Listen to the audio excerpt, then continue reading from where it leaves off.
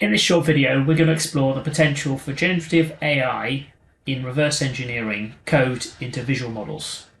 So in this example, you can see I've got a block of code that happens to be COBOL. How many times as a team have you got code that's poorly documented? Think legacy mainframe, where the documentation is poor, the availability on SMEs who understand or create COBOL is limited.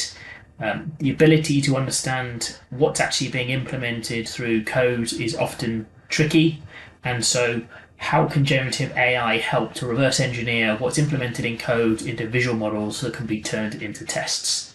This piece of code is COBOL, as I mentioned, and it implements basically creating or adding interest to an account based on its account type. What we're going to do is we're going to explore how Gen AI and ModelGPT can be used to reverse engineer this piece of code into a visual model where you can understand how the process for this piece of code works. So I'm going to open up my Modeler window. I'm going to go to connectors. And within connectors, I've got a Gen AI button, which I'm going to click on.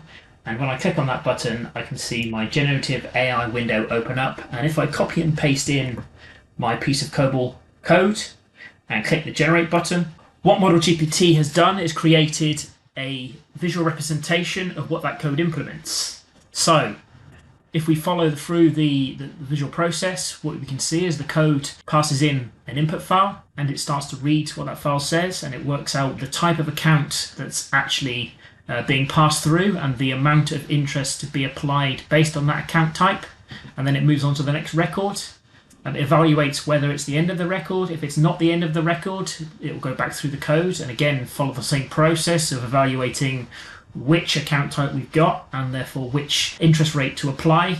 And we'll continue that process until we get to the end of the file, and you can see that when we get to the end of the file, we'll write a record to say it's the end of the file and we'll end the process. So you can see what we've done here is we've taken a piece of raw COBOL code, we've passed it through generative AI, and what it's done is created a visual process of what that code is doing.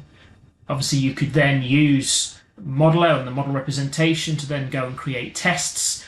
Thanks for watching this short video about how ModelGPT and generative AI could be used to reverse engineer code into visual models.